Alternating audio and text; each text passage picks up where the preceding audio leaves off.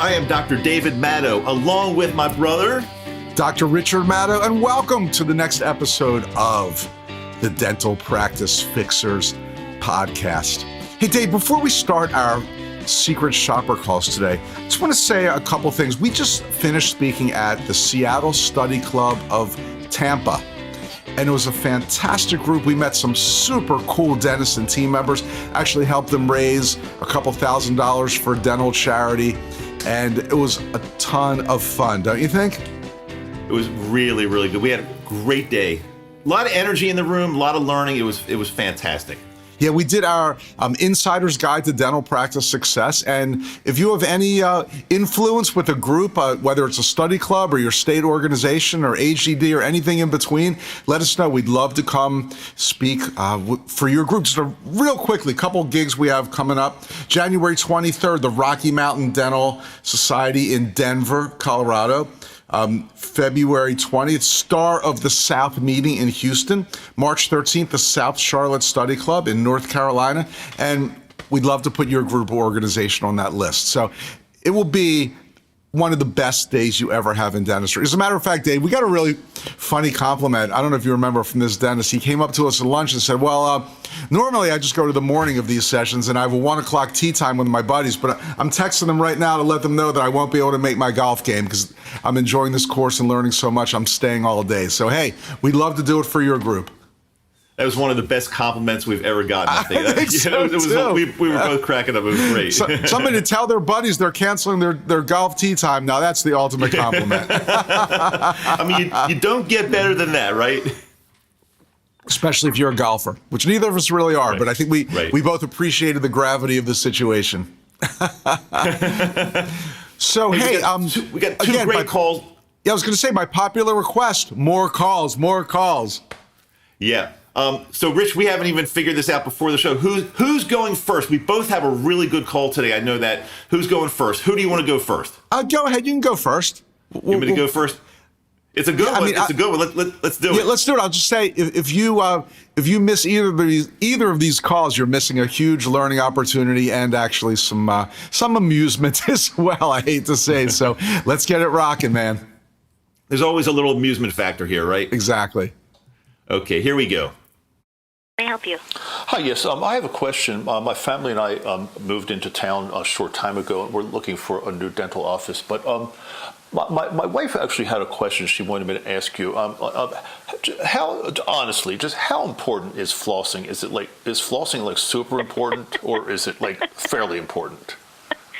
Yeah, it's actually very important. It is?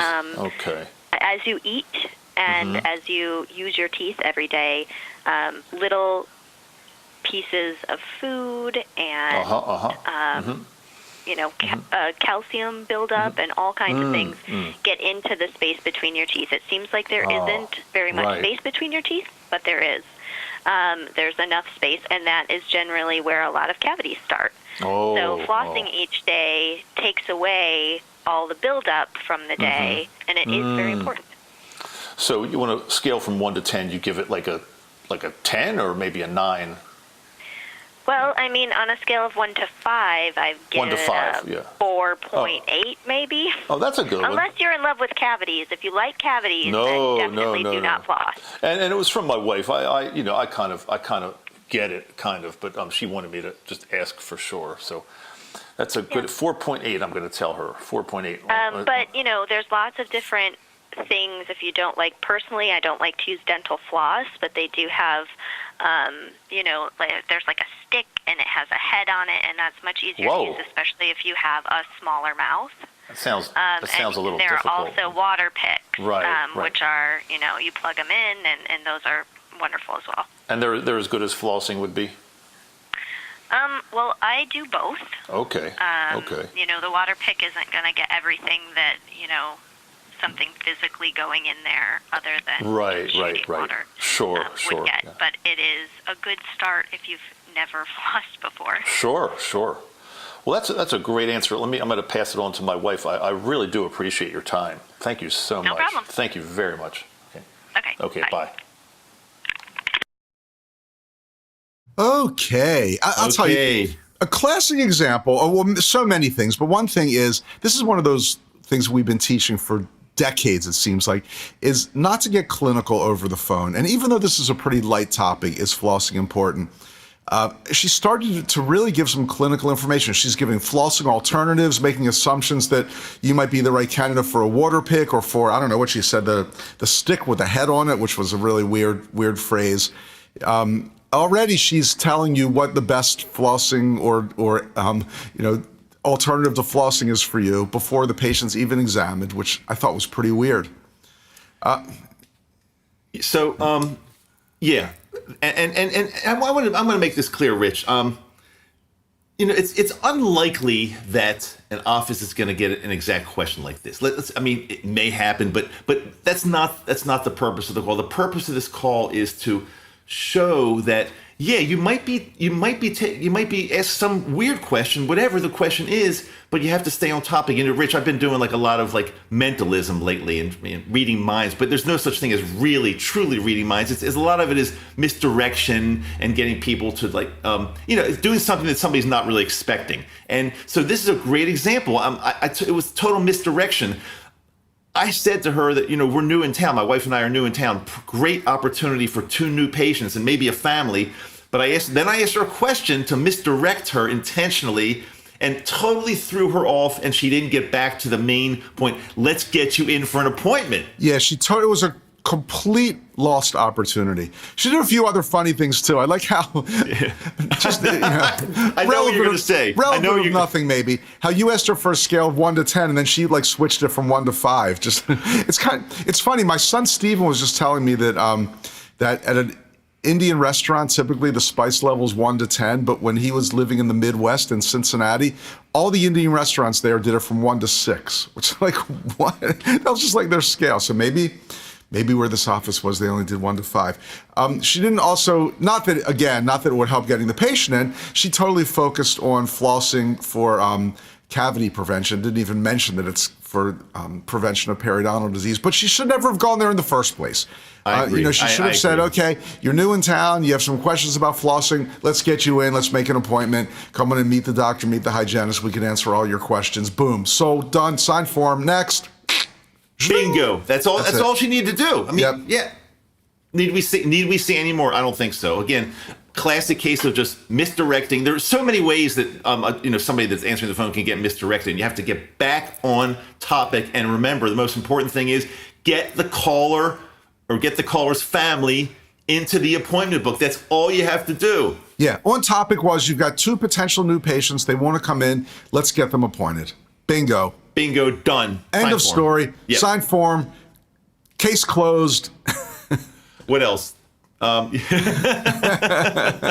Finito. Whatever else you want to say. Okay. All right. We got another call. Hey, before we move on to our next call, real quickly, I just want to let all our podcast listeners and viewers know that we've got something really cool that we're doing. I'm not going to give a lot of detail because you can go to this website, but we have a really cool way where in 3 minutes, we can give you some really, really important information about your practice. It's called our 3-minute practice discovery, and we actually analyze your practice data and tell you a bunch of things about your practice that you did not know and give you some great suggestions for improvement. So it's a really cool step to finding out exactly what's going on in your practice that you don't know. We guarantee you don't know this stuff just by looking at your data, and some really quick and easy ways to improve things. So to take advantage of that and check out what it's all about, just go to matto.com/3 minutes, and it's the digit 3, the digit 3. So it's matto.com/digit 3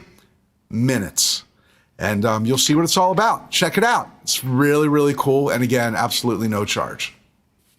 Fantastic. Rich, I just looked at the calendar also. It looks like as of this date, we're 1 week away from our next master class at the Matto Center for Dental Practice Success in Baltimore, Maryland. I think we have 1 or 2 openings still for docs in this class. Yeah, we keep them small, we keep them intimate, 8 to 12 docs, somewhere right around there. That seems to be the sweet spot.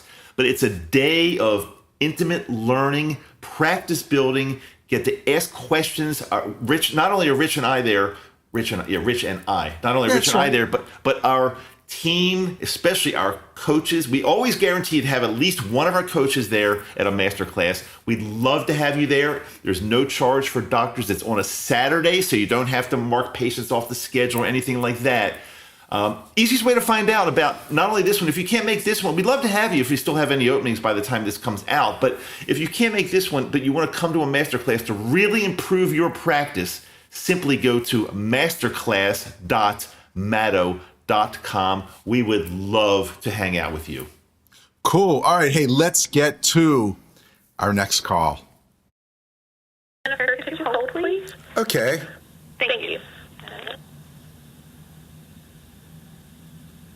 Now, I don't know if there's like a on-hold Olympics, but I think she's about to get the gold medal. Also, Rich, I couldn't.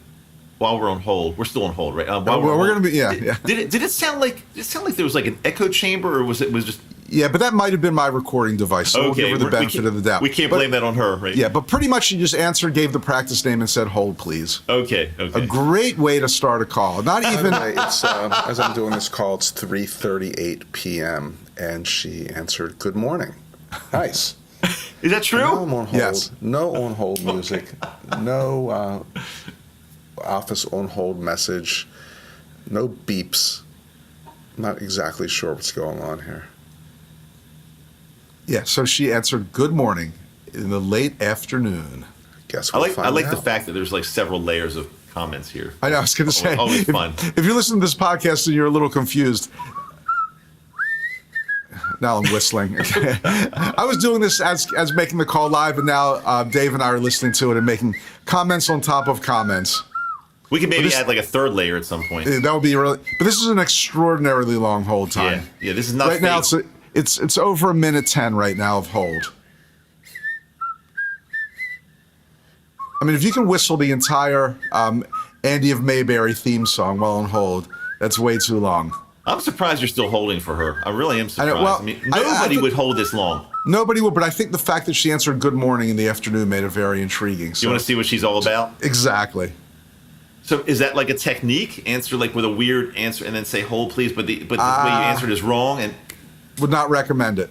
no, not really. Okay, right now we're approaching an hour. It seems like an hour. A minute 50 of hold time. And of course, no on-hold music, no on-hold messaging. If this was a new patient, they would have hung up a long time ago. But as you said, How do you know you're still? How do we even know you're still connected to? How may I help you? Hi, you're in Virginia, right? Yes. Okay, because you answered "Good morning" and it's like 20. I know. I'm still trying to get my day together. I gotcha. Okay, we have a couple more hours. Hey, I'm looking for a new dental office. Do you do cosmetic dentistry in your practice? A little. It kind of depends on what you need to have done. Dr. usually does a pretty thorough exam, and then you go over what you want and what she can do, and if there's anything she can't, we'll send you out to have done. Okay, yeah, because I don't think I have any cavities or problems like that, but I definitely want to make my smile look a lot better. I'm not that happy with the way my teeth look. So you do that kind of stuff? Do you mean like the way they're positioned, or that they're not white enough? What are you not? Yeah, all of the above. They're not that white. There's some little spaces or gaps maybe, and area where there's like an old filling. It doesn't look great. All those kinds of things. I think maybe if I were on TV, I'd call it like a makeover. Okay. So what she could help you with as far as the shade of your teeth and the issues with the fillings. But as far as the spaces and things, we would send you out to an orthodontist for that. Okay. Great. Well, thank you so much for the information. Okay, you're welcome. Okay, bye. Bye-bye.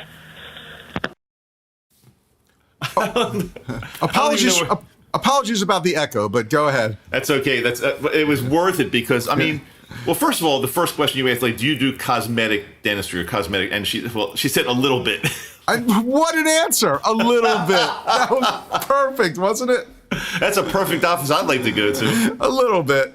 Not really. What is the rest of the treatment they do? Is like not cosmetic at all. It just looks horrible. It's very, very ugly.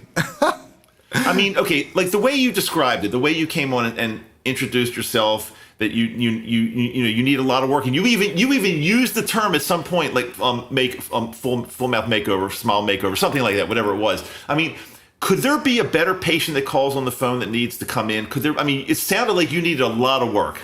And you're willing to get it done. Unbelievable. And then I said I have like some small gaps between my teeth. Well, again, you can't diagnose over the phone, but there's a very good chance that could be solved with veneers. Mm-hmm. And she didn't even think of that. She's sending me off to an orthodontist already. Just horrible. I'd say a $10,000 case easily thrown away, down the drain, completely screwed over. I'm surprised she didn't give you the referral to the orthodontist on the phone. I'm surprised. Or to a better dentist. I mean, are there dentists out there still that don't do anything that they would call cosmetic dentistry? Hard to believe. That term should be banished anyway. We all should be doing cosmetic dentistry. If you're doing ugly dentistry, why bother? I don't know what she was thinking. But Rich, getting back to how we started the show, we had a great day the other day at the Seattle Study Club of Tampa, and that was a room of about 120. Is it fair to say like very high-end practices? Fair to say, excellent practice. Okay. Some of the best. Now, we actually played a few calls to them. And we said, well, this is probably not happening in any of these offices. But we were saying that kind of tongue in cheek because I think in every single, I say 99% of the dental practices across the United States, this similar thing is happening, and we're trying to change this one office at a time, but we're not succeeding yet. Well, I think it's very important that you said we were at a meeting with all high-end offices, and we were. I don't think there's a correlation between the high-endness, so to speak, of the office and the ability of the people to get patients off the phone and into the appointment book. As a matter of fact, you can make the argument there's an inverse relationship because, and again, we're not going to get into the DSO versus private practice debate here, but I think many people feel the DSOs are not focused on excellent dentistry as much as they're focusing on revenue. But I'll bet those front desk people are better trained. I would bet anything. At the typical DSO, they're better trained than at the typical private practice.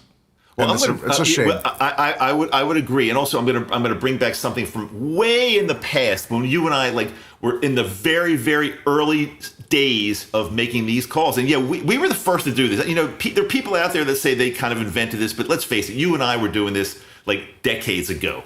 But anyway, do you remember we called a very high-end office in downtown Baltimore, Maryland, asking about coming in for a cleaning? And this office supposedly had a pretty good reputation, I think. I'm not sure, really. No, I would say they were actually, I would consider them a famous office in Baltimore, a renowned dentist where other dentists would go there for treatment and refer, and just incredible reputation. And we asked a simple question, and I think the woman on the other end says, I'm going to paraphrase this as best as I can. You probably know exactly, but she says something like, "Well, you don't know about this office, what we do in this office." Right. It was just.